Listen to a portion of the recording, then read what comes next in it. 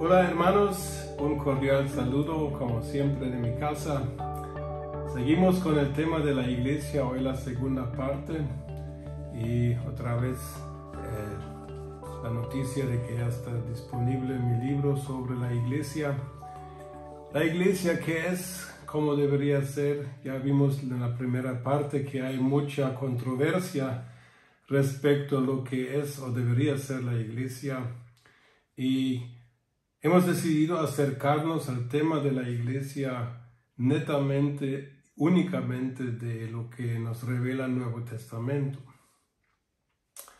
Ya dije y mencioné de que en Efesios 4 aprendemos de que desde el punto de vista de Dios solo hay una iglesia en el planeta Tierra, y esta es la iglesia que solo Dios conoce, porque solo Dios sabe quién verdaderamente ha llegado a ser parte de esta su iglesia, porque solamente Dios prueba los corazones y puede determinar si una persona de verdad se ha convertido o no. Yo no me atrevo a determinar tal cosa porque hay tanta falsedad en el mundo religioso, también cristiano, que lo bueno es que Dios, dice la Biblia, Dios conoce a sus hijos, y eso nos debe dar confianza. Aunque todos deberían saberlo, mas sin embargo siento la necesidad de llamar la atención a un hecho de que el Nuevo Testamento no menciona ningún nombre para la iglesia como lo usamos hoy. Ya mencioné el dato horrendo de que hay más de 44,000 denominaciones cristianas, o sea que organizaciones eclesiales a nivel mundial con una tendencia creciente, y allá aparecen nombres como la iglesia luterana, la iglesia católica, la iglesia ortodoxa, la iglesia pentecostal, y la iglesia bautista, la menonita, la metodista, la presbiteriana, y es un sinfín. La lista se puede continuar. Estas determinaciones, iglesia, por ejemplo, católica, romana, iglesia luterana, la iglesia reformada, todos estos nombres no aparecen en la Biblia. En la iglesia, en el Nuevo Testamento existe una iglesia, y esta iglesia no tiene un nombre como en los nombres que nosotros le ponemos. Cuando yo hace como 22 años, me tocó escribir mi tesis para graduarme de pastor de un seminario pentecostal, otra vez su nombre, pero pues allá hice esta tesis. El tema de mi tesis para recibirme el título de pastor era el nuevo nacimiento y el bautismo en el Espíritu. Y tenía que chequear en la segunda parte de mi tesis de cómo creen las diferentes iglesias que enseñan respecto al nuevo nacimiento y al bautismo en el Espíritu Santo. Y estudié como 5 o 6 iglesias y sus teologías y enseñanzas respecto a eso, y me di cuenta de una cosa sorprendente para mí, que aunque hay mucha diferencia en cómo definir el momento de la conversión, el momento de cuando nace una persona de nuevo, el momento cuando realmente llega a ser parte de la iglesia, algunos dirían que llega a ser parte de la iglesia cuando acepta a Cristo, otros dirían cuando es bautizado, y mucha controversia respecto al bautismo en el Espíritu Santo, pero me di cuenta de que todas las iglesias que estudié en su sistema de enseñanza incluían realmente estos pasos, porque toda iglesia cristiana requiere o desea que sus miembros en primer lugar sean de verdad nacidos de nuevo,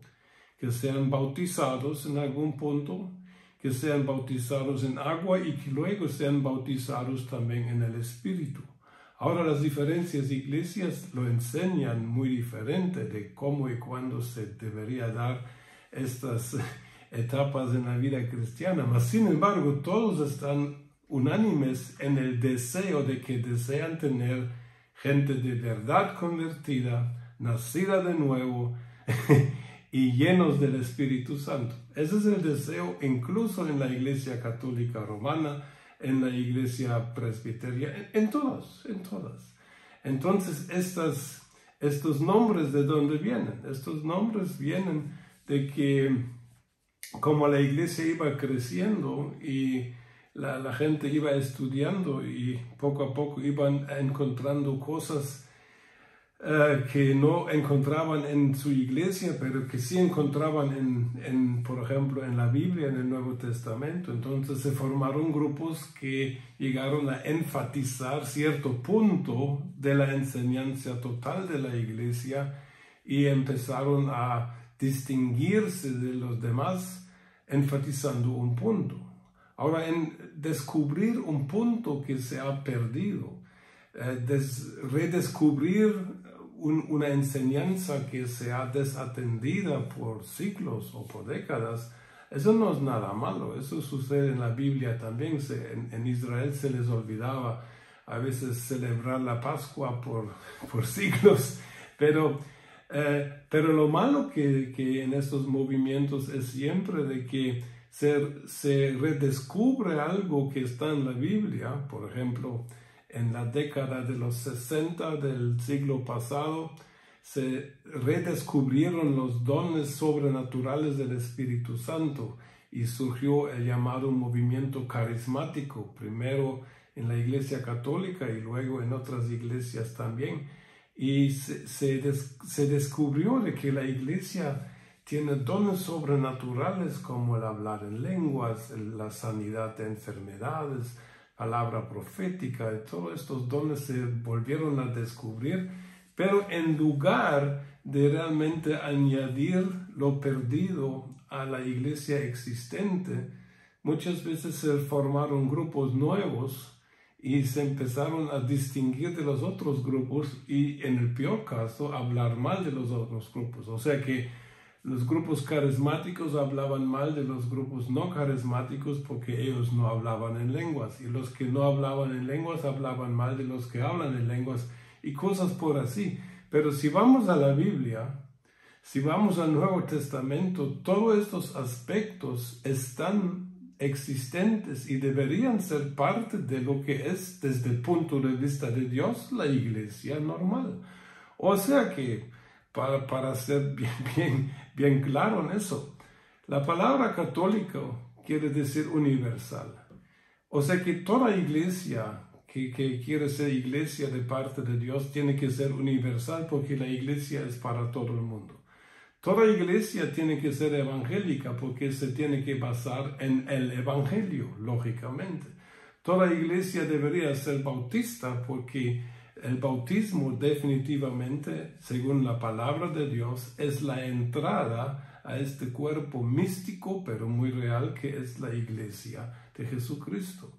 Toda iglesia debería ser pentecostal porque todo cristiano debería experimentar el bautismo en el Espíritu Santo. No importa cuándo, ni importa cómo, pero lo importante es que todo cristiano pueda tener esta experiencia. Toda iglesia debería ser carismática porque los dones del Espíritu Santo son dones no para un tiempo, sino para el tiempo de la iglesia mientras no regresa Jesucristo. Y así, todas las iglesias descubrieron cosas que habían faltado. En los años del siglo pasado se volvieron a descubrir los ministerios que se habían perdido en la historia de la iglesia. La iglesia solo conocía, a partir de cierto punto, solo conocía pastores y conocía tal vez obispos, y ya no se hablaba de apóstoles, ya no se hablaba de profetas, ya no se hablaba de evangelistas o de maestros. Entonces, a partir de los años 50, 60 del siglo pasado, se volvió a descubrir el ministerio de un pastor y qué es lo que debería hacer. Luego el del maestro. en las décadas que siguieron volvieron a descubrir de que también hay evangelistas y nacieron grandes evangelistas en todo el mundo que ejercieron este don que Dios ha dado en las iglesias. En los años 80, 90 nos volvimos a dar cuenta de que todavía existen apóstoles, existen profetas. Por supuesto, como siempre, existen algunos que son falsos, pero también existen los verdaderos. Entonces la iglesia volvió a recuperar ciertos aspectos de lo que debería ser su vida normal, que se habían perdido durante los siglos anteriores. Y realmente yo miro un movimiento fuerte desde la reforma de Lutero en el siglo XVI. Parece que Dios está volviendo a recordar a la iglesia lo que se había perdido en los años oscuros de la edad de la oscuridad, que se le llama en la historia de la iglesia en la Edad Media, donde la iglesia sí hizo cosas muy feas y donde la iglesia falló mucho delante de Dios. Mas, sin embargo, a pesar de las atrocidades de papas y de barbaridades, pecados que cometieron la iglesia en la Edad Media, seguía siendo la iglesia. Algunos que están muy en contra de la iglesia católica, que incluso la consideran la gran ramera de Apocalipsis, ignoran un hecho muy sencillo. ¿Desde cuándo existen las iglesias, por ejemplo, bautistas, menonitas, metodistas? Existieron después de la Reforma. Y la pregunta es la siguiente: antes de la Reforma en el siglo XVI, ¿cuántas iglesias existían en el mundo? A mi conocimiento existían solo dos ramas de la iglesia, la católica romana y la ortodoxa, que se dividió de la iglesia en la primera gran división más o menos en el año 1000 después de Cristo.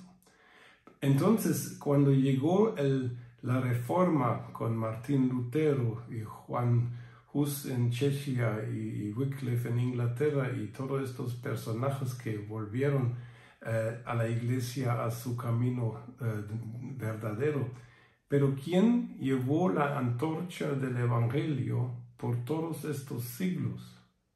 Cuando no existía la iglesia evangélica, cuando no existía el protestantismo todavía, fue la iglesia católica, fue la iglesia ortodoxa. ¿Por qué? Porque la verdad del Evangelio todavía, a pesar de todos sus errores y deficiencias, la verdad del Evangelio todavía estaba en sus filas, y esta antorcha se siguió dando a las próximas generaciones y se empezaron a descubrir cosas que se habían perdido. Pero el Evangelio siempre existió también en la Iglesia Católica y en la Ortodoxa hasta el día de hoy. En las iglesias se cometen errores. En las iglesias hasta el día de hoy, también en las protestantes, se cometen atrocidades a veces. Mas sin embargo, como dije en mi primera plática, Jesús decidió seguir siendo cabeza de esta iglesia, y Él no se sale de la iglesia porque es su cuerpo, y Él ha decidido cuidar y amar a su cuerpo hasta transformarlo en un cuerpo, en una novia sin manchas y sin arrugas. De esto ya hablamos la vez pasada. Entonces, cuando hablamos de la iglesia, hablamos de algo que Dios quiere tener en este planeta. Hablamos de un organismo y no de una organización. Hablamos de un organismo vivo que tiene órganos vivos, y no de una institución humana con reglas humanas y a veces muy duras y muy poco misericordiosas. Hablamos de algo que sale del corazón de Dios, y con eso quiero terminar esta segunda parte hoy. ¿Qué es la iglesia? ¿De dónde salió? Algunos teólogos dicen que la iglesia nació en el día de Pentecostés, porque viene el Espíritu Santo sobre la primera reunión de cristianos, los 120 en el aposento alto, y allá fue el inicio de la iglesia. Y estoy de acuerdo de que sí se puede ver así. Mas sin embargo, yo creo de que el momento verdadero de cuando nació la iglesia fue cuando se le abrió el costado a Jesucristo en la cruz del Calvario. Porque aquí hay un dato que es más grande que solo el hecho de que un soldado romano quería comprobar si Jesús estaba muerto o no. Leemos de que le abrió el costado y salió agua y sangre, que forensicamente era una comprobación de que Jesucristo, el cuerpo, había muerto.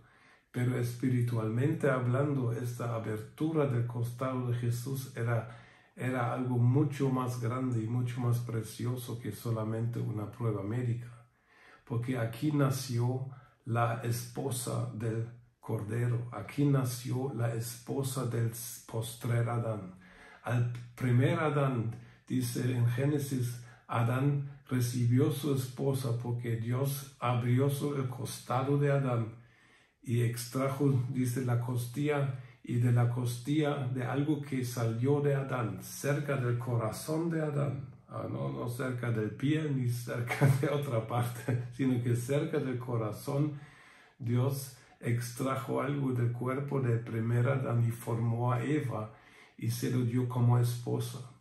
Y Jesucristo, siendo, según 1 Corintios 15:45, el postrer Adán, también a Jesucristo se tenía que conseguir una novia, una esposa. Y esta esposa nació en la cruz del Calvario cuando se abrió al postrer Adán, a Jesucristo, también el costado. Y lo que salió a sangre fue la limpieza de los pecados del primer Adán, porque por la remisión de sangre nuestros pecados son perdonados. Y salió agua que habla de la nueva vida, del nuevo espíritu que iba a tener esta iglesia. Entonces, eso es algo que tenemos que comprender respecto a la iglesia. Para Dios, para Jesucristo, la iglesia es un asunto de corazón. A Jesucristo le abrieron el costado y le perforaron el corazón. Y de este corazón perforado salió lo que más ama Jesucristo, lo que más ama Dios el Padre. De allá salió la iglesia, este cuerpo místico, esta novia que tiene que ser la esposa del Cordero más allá en la historia. Y por eso Jesucristo da toda su vida. Él dio su vida por nosotros. Y este hecho de que Dios da su vida por nosotros, sus hijos, que tienen que ser más que solo sus hijos un día, esto debería hacernos respetar esta iglesia como algo sumamente valioso, sumamente precioso.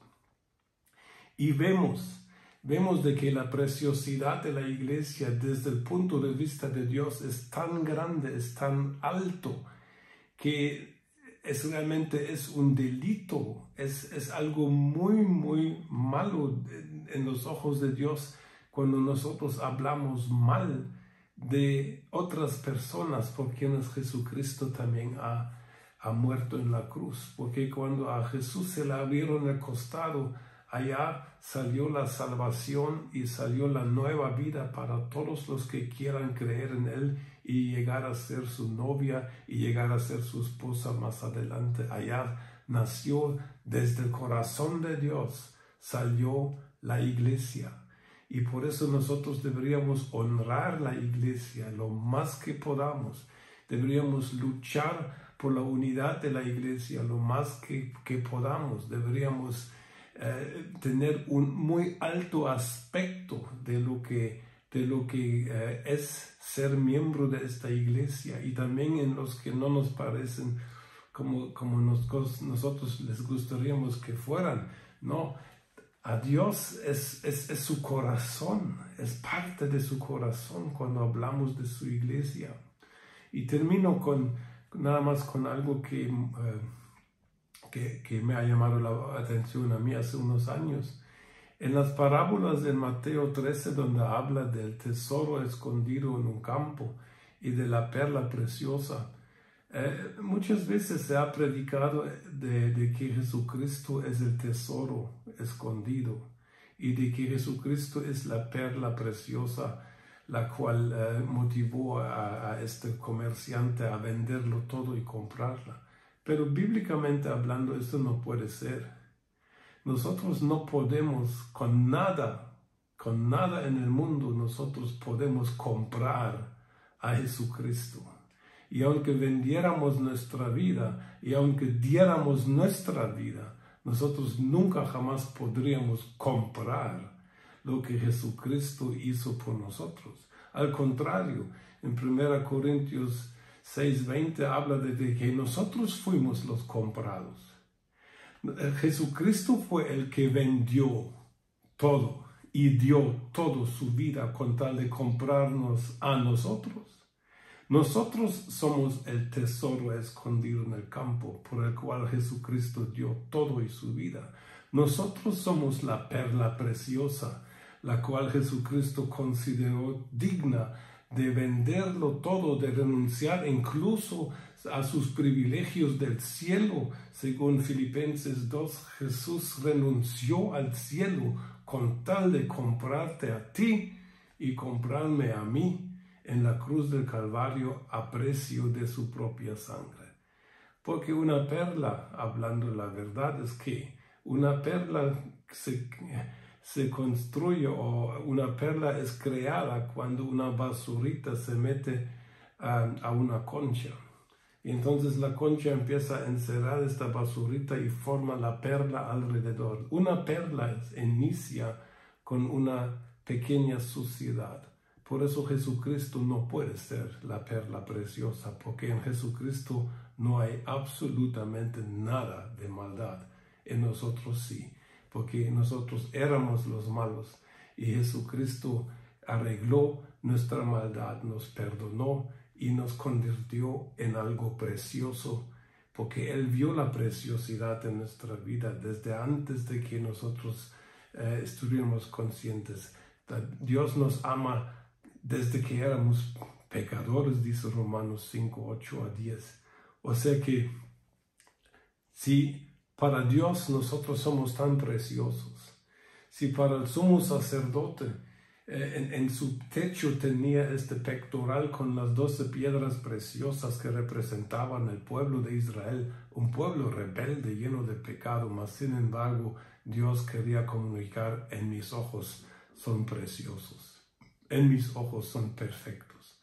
Así ve Dios la iglesia, así ama Jesús a su iglesia, y así nosotros también deberíamos amar la iglesia, sea como sea con nosotros, cueste lo que cueste, porque a Jesús le costó la vida. A nosotros nos puede costar un poquito a través de nuestro orgullo, pero amemos la iglesia como Dios la ama, porque para Dios la iglesia es lo más precioso que existe en el planeta Tierra. Que Dios nos siga ayudando. Bendiciones.